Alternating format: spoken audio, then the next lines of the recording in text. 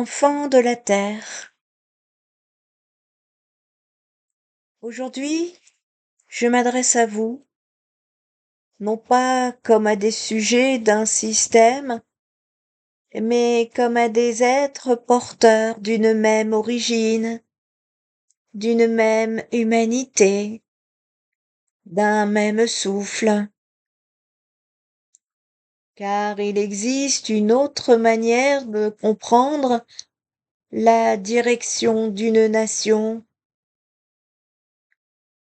non pas uniquement à travers la force, les intérêts ou les oppositions, mais à travers la conscience.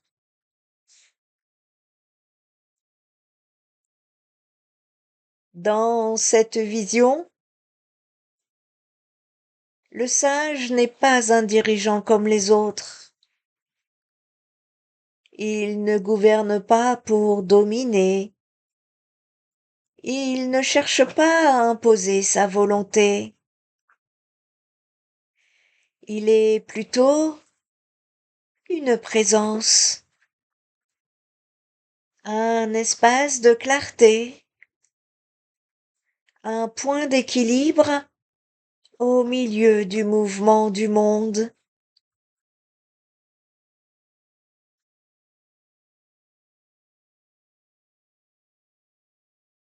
Le sage ne parle pas depuis l'ego, mais depuis un espace plus vaste, plus silencieux, plus stable. À travers lui, une intelligence plus profonde peut se manifester, une intelligence qui ne sépare pas, mais qui relie. Là où le monde oppose, le sage rappelle l'unité. Là où le monde divise, il rappelle la continuité. Là où les conflits s'installent, il cherche non pas un vainqueur, mais une harmonie possible.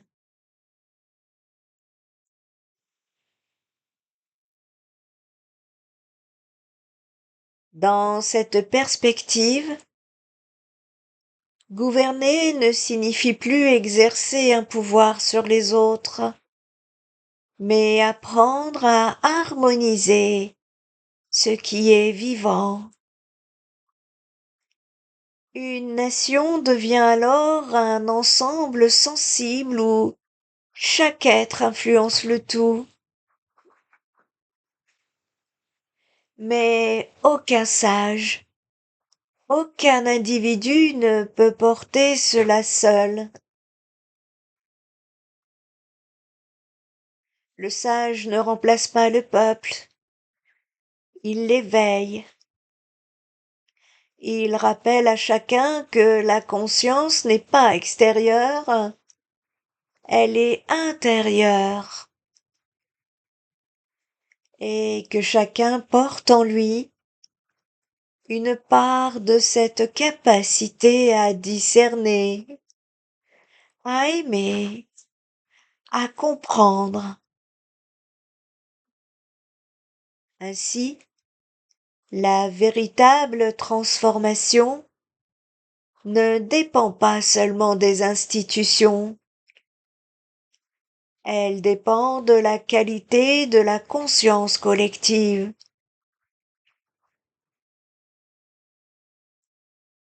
Enfants de la terre, vous allez traverser des temps difficiles, mais ces temps ne sont pas seulement une épreuve, ils sont un passage, un moment où tout ce qui était caché devient visible, un moment où les sociétés ne peuvent plus éviter de se regarder elles-mêmes. Dans ces périodes, la peur peut grandir, Et la peur, lorsqu'elle grandit, divise. Elle fait oublier ce qui unit et elle fait croire que l'autre est une menace plutôt qu'un reflet. Pourtant, même dans cette obscurité, une autre voie existe. Car l'unité n'est pas une idée à construire. Elle est une réalité à se souvenir. Une réalité déjà présente, sous les différences, sous les frontières, sous les oppositions.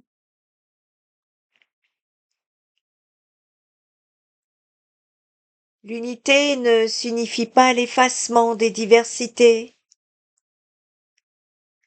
Elle signifie leur reconnaissance dans un même ensemble vivant. Et une nation ne tient pas seulement par ses lois ou ses structures. Elle tient par la qualité du lien entre ceux qui la composent. C'est pourquoi ces temps difficiles vous invitent à un choix profond, un choix qui ne peut plus, qui ne peut pas être entièrement délégué. Le choix de nourrir la peur ou de nourrir la compréhension. Le choix de la séparation ou de l'unité.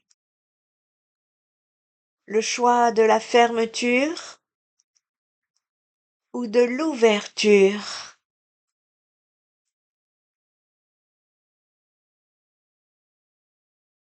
Et ce choix commence dans les gestes les plus simples. La manière dont vous regarderez, dont vous écoutez, dont vous parlez ou dont vous jugez les autres.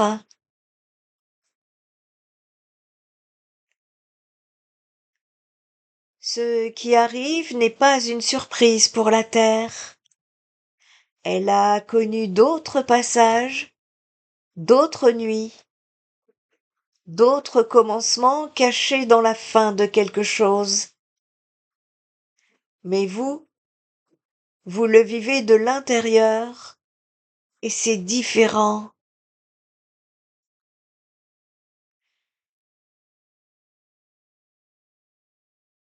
Vous allez voir les équilibres se défaire. Des certitudes que vous pensiez solides vont trembler. Des institutions, des modèles, des façons de vivre ensemble vont être mis à l'épreuve. Certains s'effondreront, non par malchance, mais parce qu'ils ne portaient plus la vie.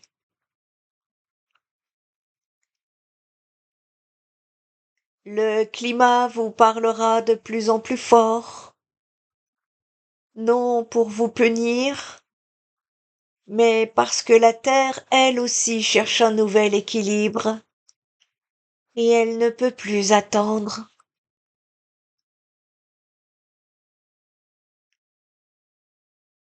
Les machines deviendront plus intelligentes que ce que vous imaginiez.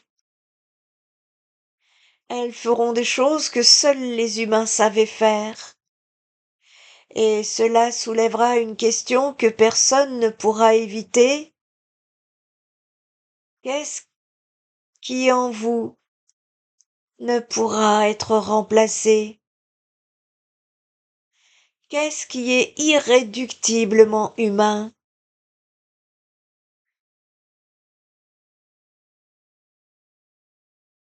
La réponse à cette question, c'est votre trésor pour les temps qui viennent. Car ce qui ne peut pas être remplacé, ce n'est pas votre productivité, Ce n'est pas votre vitesse, ce n'est pas votre capacité à accumuler ou à performer. Ce qui ne peut pas être remplacé, c'est votre capacité à aimer, à ressentir la douleur de l'autre comme la vôtre, à choisir en conscience ce qui est juste plutôt que ce qui est facile. C'est votre présence, votre humanité, votre âme. Alors oui, des choses vont se défaire. Et cette défaite peut faire peur. Mais regardez ce qui se défait. Ce sont les formes qui avaient oublié le fond. Ce sont les structures qui avaient perdu leur âme. Ce sont des façons de vivre qui n'étaient plus accordées à ce que vous êtes vraiment. Ce qui se défait crée de l'espace. Et dans cet espace, quelque chose de nouveau cherche à naître. Ce quelque chose ne viendra pas des gouvernements seuls, il ne viendra pas des technologies seules, il ne viendra pas d'un sauveur, ni d'un système parfait. Il viendra de vous, de chacun d'entre vous qui choisit au quotidien de ne pas se laisser réduire à la peur, de chacun d'entre vous qui maintient, même dans la tempête, un cœur ouvert, de chacun d'entre vous qui refuse de traiter l'autre comme un ennemi quand tout semble pousser à la division.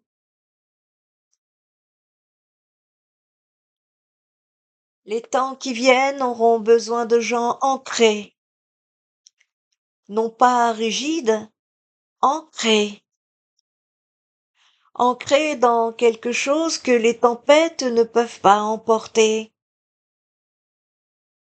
La certitude que la vie a un sens, que chaque être a une valeur, et que l'humanité, même dans ses failles, porte en elle quelque chose de sacré.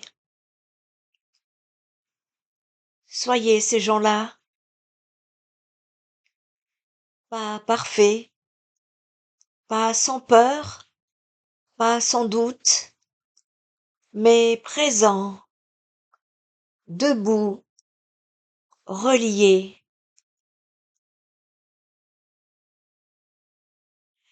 Et quand vous ne saurez plus quoi faire, quand le monde semblera trop lourd, trop rapide, trop brisé, revenez ici, revenez à votre souffle, revenez à ce qui en vous ne change pas, revenez à l'essentiel.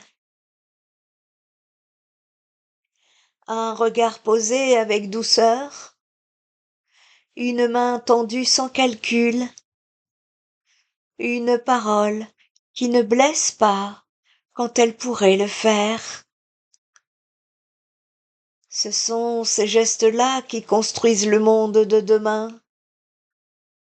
Pas les grands discours, pas les grandes réformes seules, les gestes, les actes, les présences, les choix invisibles.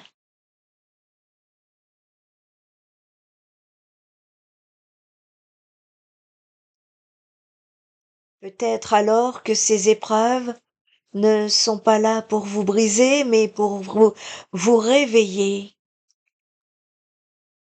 pour vous rappeler ce qui est essentiel, la solidarité, la justice et la conscience que nul ne peut avancer seul de façon durable. Dans les moments de crise, les nations révèlent leur véritable nature. Et vous aussi, en tant qu'individu. Alors, même dans les périodes les plus sombres, il reste un espace que rien ne peut vous retirer, celui de votre conscience, celui de votre manière de penser, de ressentir et d'agir. Et c'est dans cet espace que tout commence à changer. Car au fond, l'avenir d'une nation ne dépend pas de la peur qu'elle traverse, mais de la conscience qu'elle choisit d'incarner.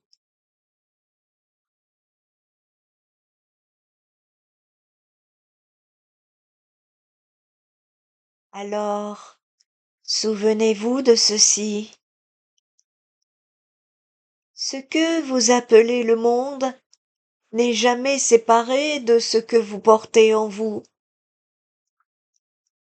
Chaque pensée que vous entretenez, chaque parole que vous prononcez, chaque regard que vous posez, construit déjà la nation de demain. Enfants de la terre, il ne vous est pas demandé de tout résoudre. Il vous est demandé de ne pas oublier. De ne pas oublier que vous êtes liés. De ne pas oublier que l'unité est déjà là. Et de ne pas oublier que, même dans l'obscurité, une seule conscience éveillée peut éclairer beaucoup d'autres.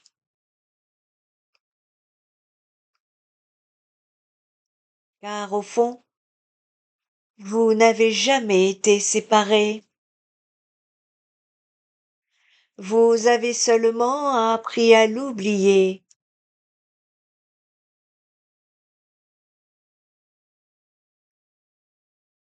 Quand l'unité deviendra gouvernance, la nation sera guidée par la conscience et non par le pouvoir.